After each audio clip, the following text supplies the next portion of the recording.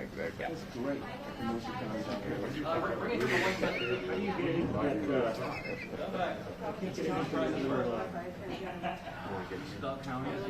So you're going to ask questions here from the Yeah, I don't know. They got a question about the If I pull the boom mic over here.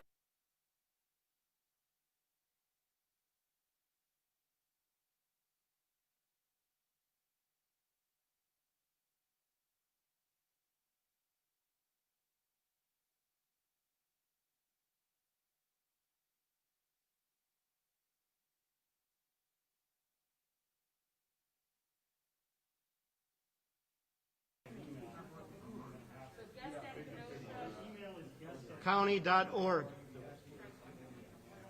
And the password is Kenosha.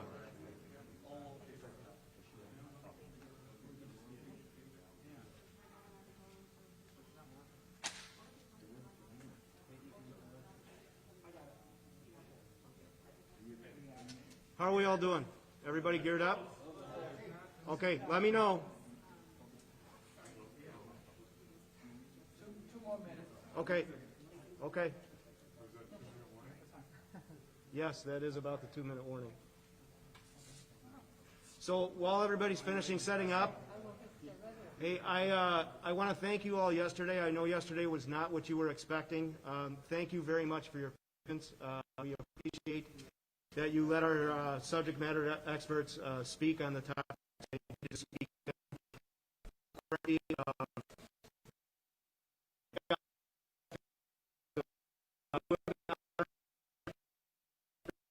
We're going to try to limit the question and answer period to about 20 minutes. How we're going to roll it today is pretty much the same way we did yesterday. Pastor Roy Peoples will open up with some opening remarks today. Mayor Antaramian will speak, followed by County Executive Jim Cruiser. Then we will move on to Sheriff David Beth, then to Chief Daniel Miskinnis, and we'll close with Major General Knapp from National Guard. General Knapp will remain at the podium and then open the floor for questions. I know that everybody wants to get a question in. I will try to moderate and select to make sure everybody gets a chance to answer a question. But whenever I select somebody, please lower your voices so we can get the information out, okay? Does anybody have any questions for me, any suggestions or requests from me before I go get my speakers? Did you say only General Knapp is staying around for discussion? No, everybody will stay around. General Knapp will close with his statement and remain at the podium for questions for him, okay? If nobody has any questions for the general, he'll excuse himself, and then I will come out, select somebody, and ask, who is your question for? We'll get the appropriate person here and move on. What is your plan for the weekend? Okay, so thank you for reminding me on that. We are not doing a press conference on Saturday or Sunday. We will have one on Monday. We will set it up exactly the same as we are right now. So be back here Monday at 1. And that will likely be the last one we do unless there's significant information that we need to get out to the media, at which time we will call a press conference. Yes, ma'am. So that we're all not yelling over each other, do you want us to like raise our hand? You're just going to kind of go around clockwise, or? I will probably start from the right side of the room and work my way to the left, and I will do my very best to make sure that every outlet gets a chance to ask a question. What's your name, sir? My name is Lieutenant Joseph Noslik. How are we doing? Is everybody set up with their gear? All right, sir. Ready to rock? I'm going to go get my speakers, okay? Okay. Thank you. Thank you very much.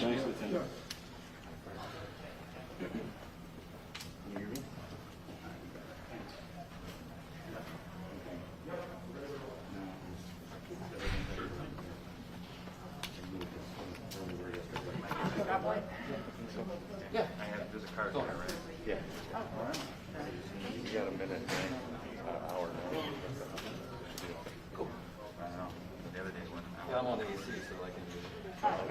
You got a minute.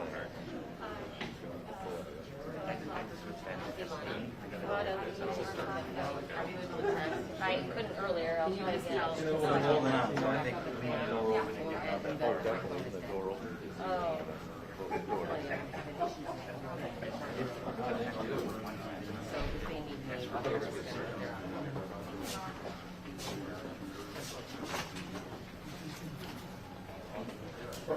Pardon me.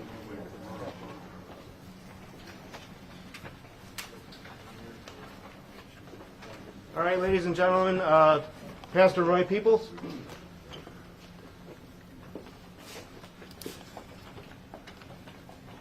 I want to thank everyone I want to thank all of the community at this point for all of the efforts of coming together to move this forward.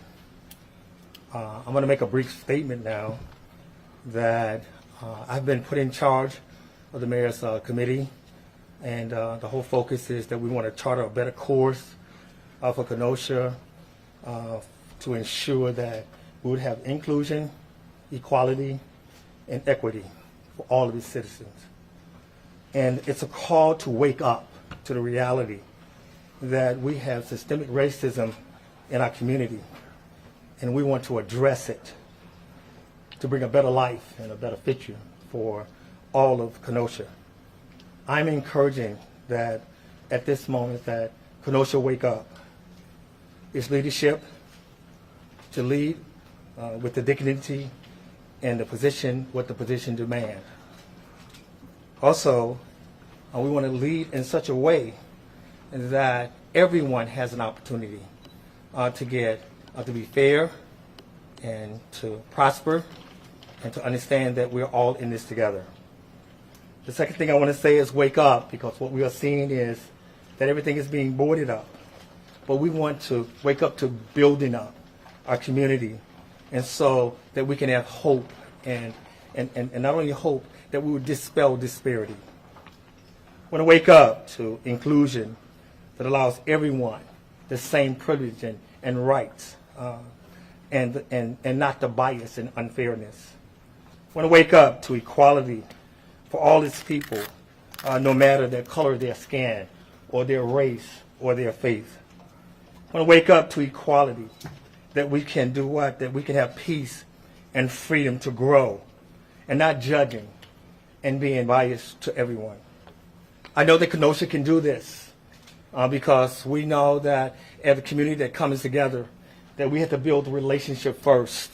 And when we build those relationships now, we can encourage each other to come together under one, let's say, thought and one collective agenda to be fair with all people. And once we do that, we can come now to lift people up out of despair. And we can give a person a chance that they can move forward in life, to live out their aspiration, not only for their city, but for their children and their family, where they are safe. And we want to also be able to educate everyone that Kenosha has a place, because we love this place, and it's our home, and we wanted to make it better. I want to let Kenosha know that equity, as we are doing this, want to picture forward, because this is our investment in our community, and we want it to be safe. We know that Kenosha can do this with the right information, with the right purpose, that we can go the right way.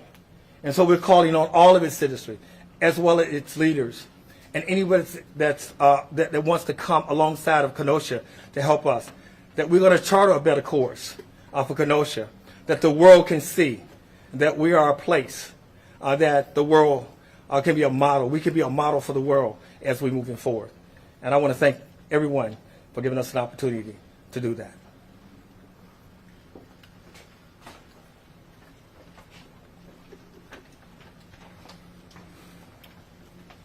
I want to thank Pastor Peoples. He has been working with the city, and I know that the county is also planning on participating with this for the last 2 months in trying to put together committees and creating a system that we can use to deal with racism in our community.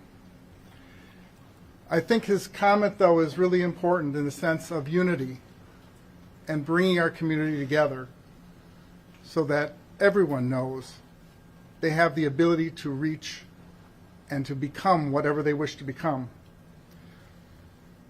We haven't done a good enough job, in my opinion, especially with our youth and bringing them along and making sure they have an opportunity.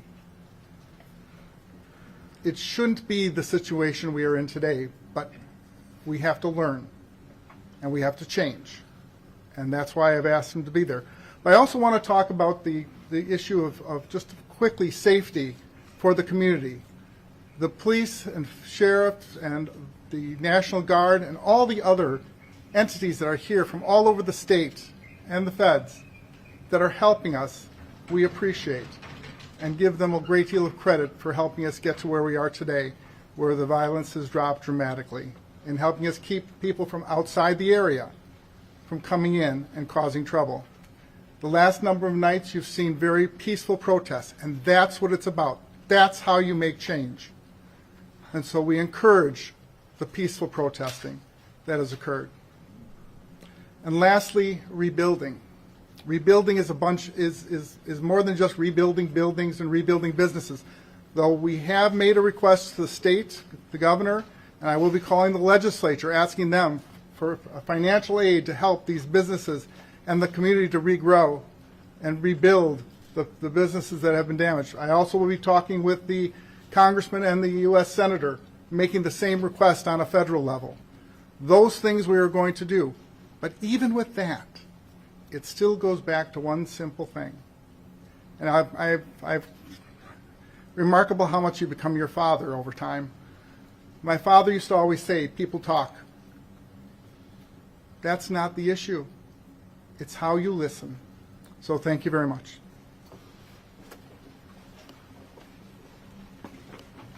Good afternoon. I'm Jim Cruiser, Kenosha County Executive, and on behalf of the Kenosha County Board Chairman John O'Day, we are grateful to be here on a second straight night of relative calm in Kenosha County. And we're grateful and thankful that the protesting last night was done peacefully. To everyone who's been abiding by the nightly curfew, thank you, thank you, thank you. I support everybody's right to protest peacefully, but I think we found that people going home after dark has played a significant role tamping down the violence and the destruction the last couple of nights.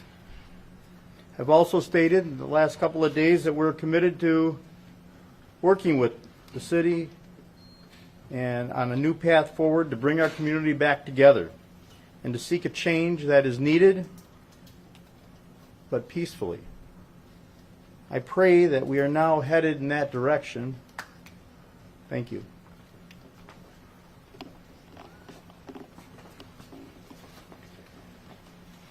For the first time in a few days, I got to see my family last night. And my daughter reminded me of one thing that I forgot to mention. And that's talking about the two people that were shot, actually three people that were shot on Tuesday night. And I guess I'd like to point out how very sorry I am that two people lost their lives. One is seriously injured. And we also had one young gentleman on Sunday night who was shot too. For all the loss of life, for all the injuries, I feel really bad that this happened here in Kenosha. And I didn't bring notes today because the last couple days have been similar to what we've already talked about. So for me to recap everyone who's here and thank everyone, I do thank everyone, but things are improving, and the local people here are rebuilding. Someone asked me this morning, what do you want the nation and the world to think Kenosha is? It's a great place to live. It's a great place to raise a family. We have great schools. We have great parks and lakes, great places to raise a family.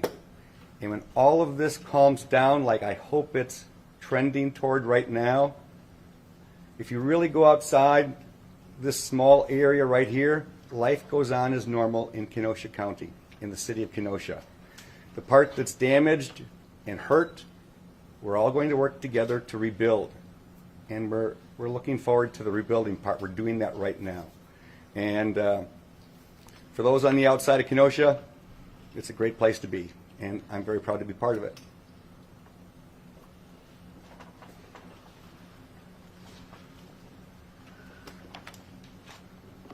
Good afternoon.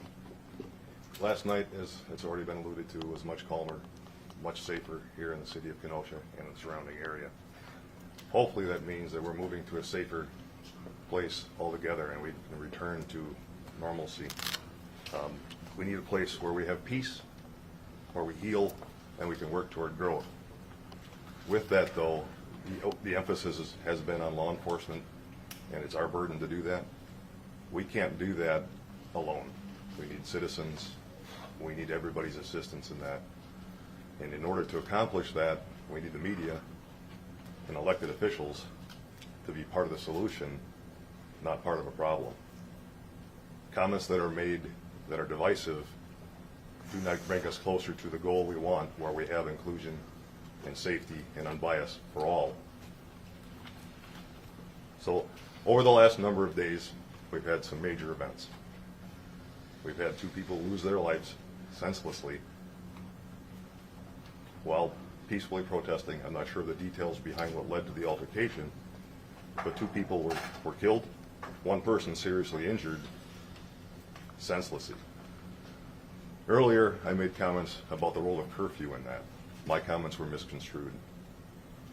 The Kenosha Police Department and the Sheriff's Department function under a curfew as a tool to keep people safe. And we're requesting all people to obey that curfew to stay home. In no way was my comment earlier intended to suggest that by being out after curfew that those persons played a role in their deaths. Tragically, lives were lost and a person were injured. That rests solely on the person who did that, not on the victims of this crime, any more than the victims of the countless arsons and other things that are going on. This is in the hands of those who create it. We ask for everybody's help in stopping the violence, assisting the investigations, so we can hold those accountable in a court of law.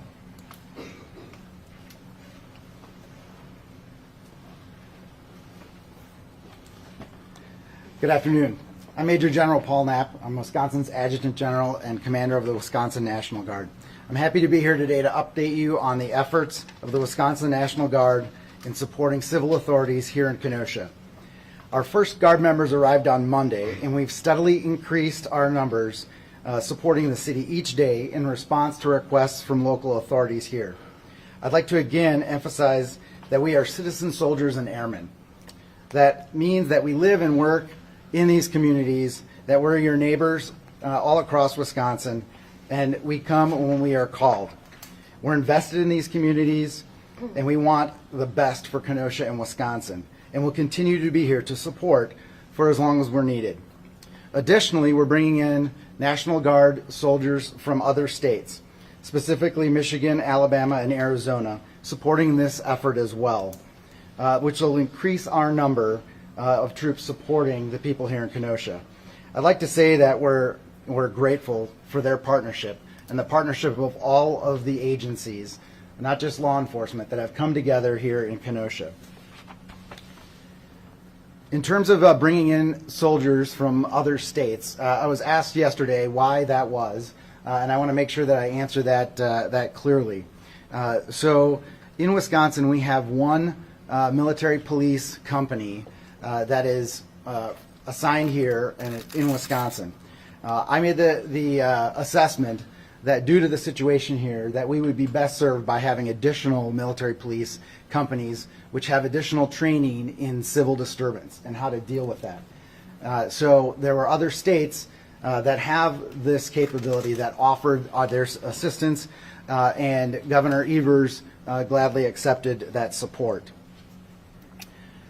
I'll also say that we're grateful to see the calm that has ensued over the last few nights. It has been much better, much more peaceful, and that is a great sign here. And remind everyone that all of the resources that are here in Kenosha are designed to support everyone's First Amendment rights to peacefully and lawfully demonstrate. All the National Guard soldiers and airmen took an oath to uphold and protect the Constitution. It's why we wear the uniform. We also wear this uniform because we want to serve our fellow citizens. We love this state and nation, and we want to protect the freedoms that we enjoy. So in closing, if you're a community leader, an influencer, or anyone who wants to have your voice heard, please know that these vast resources of our country are here at your disposal to peacefully and lawfully exercise your First Amendment rights. Don't let looting, rioting, or any other unlawful behavior drown out your voice. Thank you. And now, since I'm the last speaker, I'm going to open up for questions first, if anyone has any questions for me since I'm up here at the podium. How many troops do you have in town? So, as I've mentioned before, we don't discuss specific numbers, but I will tell you that we have over 1,000 today. How long will they be here? As I mentioned in my statement, we'll be here as long as we're needed. Is it a day-to-day basis sort of thing? Absolutely. It is. We reevaluate. We're in meetings, regularly scheduled, and impromptu meetings with both the governor and the local authorities, determining the needs of the local community, for sure. Can you just emphasize one more time, who makes the final call for whether you all are deployed to Kenosha, for example? That would be the governor. And what are the essential duties of the guardsmen here in town? We're doing an array of different things. I'd like to emphasize that we are in support of local authorities, so we don't self-deploy. We don't decide on our own where we go or what we do while we're out there supporting the local community. So we work in conjunction with the local authorities, and every day we're on a day-to-day basis planning where they would best be utilized. We're doing things like point security, securing facilities. We are in a reactionary role. One of the things that we're prepared to do is to assist firefighters if they were to get into a situation where they needed to fight a fire and the scene wasn't safe for any number of reasons. That's one of the things that we would also do. This is a general question now. Sure. Anyone. Any concern about the weekend? I know there are some demonstrations planned. I'll take the first crack at that. I don't know that I would say I'm concerned, but we're definitely keeping track on the weekend. The weekend is a different dynamic. So in conjunction with the local authorities, we're making sure that we're prepared that anything might come up over the weekend. Before you leave, does the president or anybody in his administration have any role, or has it played any role in your being here, or do you consult with them when you do anything here? As has been mentioned in the press already, the Governor Evers has been in contact with the White House. I'm not privy to the specifics of those discussions, but there have been discussions. And just clarification, those 1,000 guardsmen that are here, does that include the out-of-state ones? Again, I just gave you like over 1,000, and that as of right now does not include those. Or I guess my question is, are the out-of-state members here, or are they still on their way? Okay, yes, good question. So they're en route right now. We have some that are driving here, the ones from Michigan, and then the others will be arriving via airplane later today. Can someone tell us how many people have been arrested in relation to the protests and on what charges? I'll let Chief Miskinnis come up and address the crowd. To date, there have been somewhere around 50 people arrested, just under 50, for a variety of offenses, from curfew to weapons charges, drug charges, illegal fireworks, and I believe a suspect last night was arrested for possessing a flamethrower. Actually, that was the night before. Question about Jacob Blake. Is he still currently being shackled to the hospital bed? Can someone clarify those reports? I can tell you that he is and has been under the guard of an outside agency. I can't speak to that, and nobody here can. Has anyone spoken to that agency? What would be the agency? You know that? I can't speak to that, but it's an outside law enforcement agency. Is it standard practice policy to have someone like that? It is. In an efforts to have an outside investigation in place, it's also very helpful, obviously, to have an outside agency guard that person for his protection and to create liability reasons for the department. Does it have anything to do with the outstanding warrant? That's my understanding, that was in place against him from July? He's being guarded because he's under arrest, and yeah, it was for an outstanding warrant for third-degree sexual assault. And a follow-up question, if I may, can you tell us if the officers who responded to that call on Sunday knew of the outstanding warrant? I can't speak. I believe that's why they were there, but I don't know specifically. Would that have changed the nature of the response, knowing that someone had a history versus? It would certainly be heightened awareness, but in this case, the altercation, and remember that I'm not aware of the details of this, is that there was some resisting in the basis of that contact and the arrest, so that's what changed the dynamics of it. Chief, the officer's been interviewed yet by investigators? I believe DCI has spoken with him, yes. Have they gotten an idea of why he responded as he did on that call? They do not share any details with me with the investigation until it's done. I'm not sure if this question will be for you, for Sheriff Strath, but a number of people on the general roster this morning were still in custody. I think it was 2 days after an arrest for being out after curfew, which I understand is a violation. Can you explain why? It seems rather long for violations, what people are asking. Do you have an answer? You want to stick with the chief first and Does anybody else have any more questions for Chief? Yes, Miskins? I'd like to Yes, ask sir. a question. Right here? Oh, yeah. Yes, sir. So this is in regards to what happened Tuesday night with the shooting. Okay. The suspect is seen on video walking away from the scene, presumably based on the position with a body or someone on the ground behind him with an assault rifle, and he was able to leave the scene. He wasn't questioned. So just from a procedural standpoint, can you give us an idea on why that didn't happen, why he was able to leave the scene when presumably, or when people were actually heard on video as well saying, this man shot someone? Sure, that's a good question. So to understand what happened that night and what you saw in the film, or the video clip there, you need to understand what was happening in the greater scheme of things. There were a lot of people in the area, a lot of people with weapons, and unfortunately, a lot of gunfighting. So what the officers were walking into, or driving into in this case, was a shots fired complaint, not a shooting, not a person down complaint. We have had many of those over the course of this unfortunate event. So they're responding to that. They see somebody walking toward them with his hands up. That too isn't out of the ordinary given how the events have been going on. Many people, as I drove around, and others have explained, have seen the same thing. We have armed individuals out protesting or counter-protesting or simply walking around exercising their right, will put their hands up. So that's not, it might have been abnormal 2 weeks ago, it's no longer abnormal. So there was nothing to suggest that this person was involved in any criminal behavior. He continued, he made contact near the officer's door, and you can hear on the recording I heard that the officers are telling him to get out of the way. Clearly they're not seeing him as a suspect or a threat of any kind.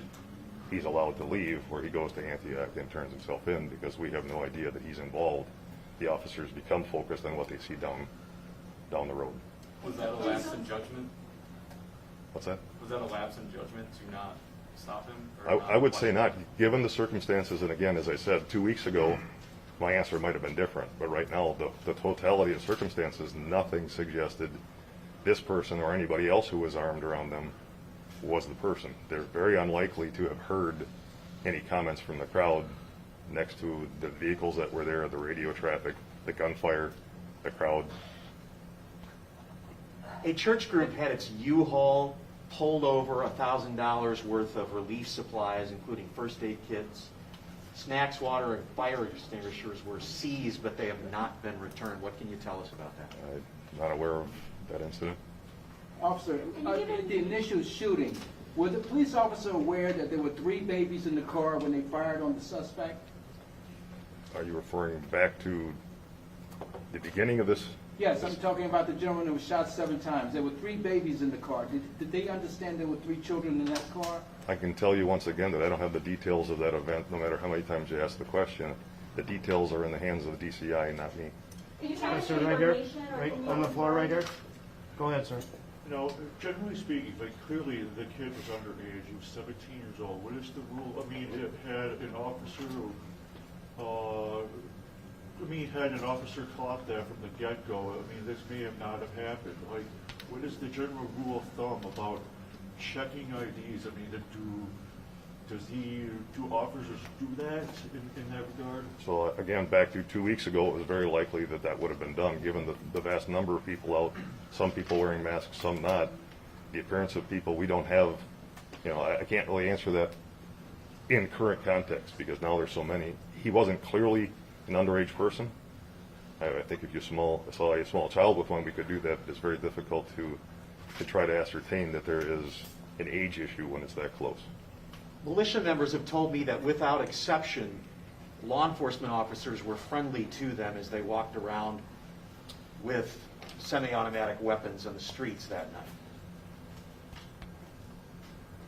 Did that have anything to do with the fact that the now accused shooter was able to walk right past deputies, and now there's an extradition fight out of Illinois? I can't speak to that. I believe everybody out there in law enforcement has been friendly to both sides. And I can tell you that as there is no reason to disbelieve what I just said about not knowing this person was a suspect, that had any role in it. Next question right here in the back of the room. Can you tell us how Rittenhouse got the gun, and are any more people going to be charged in that particular case? I don't have any details as to how he obtained the gun. I know we're following up on a number of things, and if there are other violations, they'll certainly be acted upon. Two more questions for Chief McSkinnis, right over here. Right over here. Chief, has Kyle Rittenhouse been questioned yet? And I know you said that you didn't know what led up to this shooting, but it's been a number of days, and there's a lot of video. So how is that, I guess, possible? Well, as in most homicide cases, they take days. It also takes the cooperation of the person involved, and if they invoke their right to an attorney, we may not get that information. I can't speak to what the details were about his motive because I do not know. Final question for Chief McSkinnis right here. Chief? Yes, sir, go ahead. Oh, thank you. Chief, what is the department policy in regards to use of force in situations where a person that is accused of or suspected of a crime is fleeing from officers, and what is the state law under which you operate? We follow the Department of Justice. There's a training and standards, confrontational force continue. It has a host of number of things, but there's a hierarchy, and the level of force that can be used is that level that is sufficient to take a person into custody and take that effect. So depending upon what action the person who is being arrested takes, that drives the level of force used by the officer. Are they required to use deadly force in the event someone's fleeing? Are they required? No, and I don't believe that there was a deadly force used for fleeing. Chief, can you tell us about That's the final question for Chief McSkinnis. Does anybody have questions for Sheriff Beth? I have the one from earlier about arrests. I'll reiterate the question. There was a number of arrests obviously throughout the week, and some people have been held, according to Joe Oscar, for 2+ days after being arrested for violating curfew. We had some questions about that being rather long for a violation. Can you explain why people held that long? I don't know. I truthfully don't know who's in there. I know there are a few curfew ones, but they have to post bond, and they also have to provide proper identification. We have to be able to know who they are. So if they've not done either of those two, then they might have to appear in court. And right now, court's a little bit delayed, but so that might answer your question, but I don't know of a specific circumstance. And on a follow-up, can you explain why bail is being paid in the scene rather than Kenosha? We learned about that this morning. Probably just for the safety of everybody coming to it, we're sending them to Racine. Truthfully, that's the first I heard of it because I've been dealing with so many other things that wasn't a priority for me to do that. Over here, does anybody have any questions for Sheriff? Right back here. information on whether Kyle Rittenhouse's mother drove him to Wisconsin, and will she face consequences? I actually was asked that question this morning, and it's the first I heard of it. I don't know. I didn't know that she did. Again, we're not investigating that part. And I know we've kind of said this, but we all have different roles in this entire situation. That investigation is not in my world. Right in the back, blue shirt, blue hat. No, Okay, all right. Yes, sir. You have a question?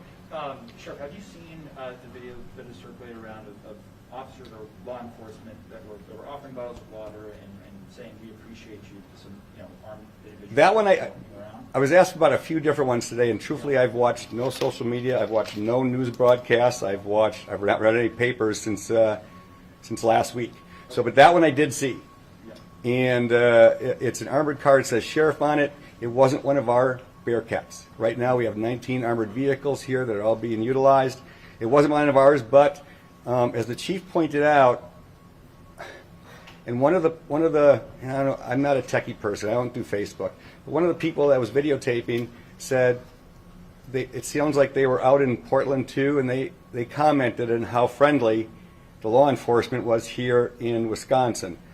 Well, I don't know if I take that as a compliment or not, but the fact that one of our people who are here threw a bottle of water to someone walking down the street, I understand that part. His comment that he made, it doesn't mirror all of law enforcement's perspective on what happened. This group of people that are carrying weapons here, if they're in their house, and again, I support the Second Amendment. If they're in there protecting their property, I have no issue with that. And the people that have been here carrying guns, they haven't been arrested because it's It's a right that they have. Have we asked for them to come? Are we asking for them to come in and support things? I'm not. One of the things is you could clearly see the situation escalated Tuesday night because a 17-year-old boy carrying what appears to be an assault rifle, who has no idea how to handle a situation like this. I don't care if he had the right intentions or not. 2 people are currently dead, and one almost had his arm blown off. So the comments that whoever was in that armored vehicle said, it does not reflect what we here in Kenosha are asking for. We have, as you heard the general say, we've got a lot of military personnel. We have a lot of law enforcement personnel from throughout the state, throughout the Midwest, and truthfully, we have them from throughout the country are here right now to help protect Kenosha. Were you They're here in the center of the room. Can you tell us what the status is of the 9 people who were arrested this week in relation to the situation at a Speedway gas station? It sounds like they had... That wasn't us. Was that Kenosha Police?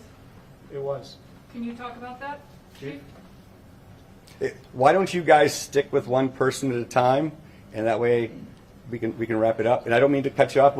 I think the chief probably could answer that. Right here. The 50 people who were arrested for protest-related charges, can you tell in general where they're from? Are they from in town, out of town? I've heard of a lot of out-of-town people. I'm not saying that there aren't some from in town, but I'm aware that a lot are from out of town. Sheriff, were you anticipating that some of those armed individuals, armed groups, would be out on the streets Tuesday night to confront protesters? Was law enforcement anticipating that?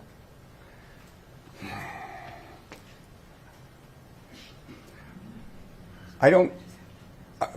Our department and the people that were out there probably knew that. Again, my day from the minute I get up until the minute I fall asleep somewhere.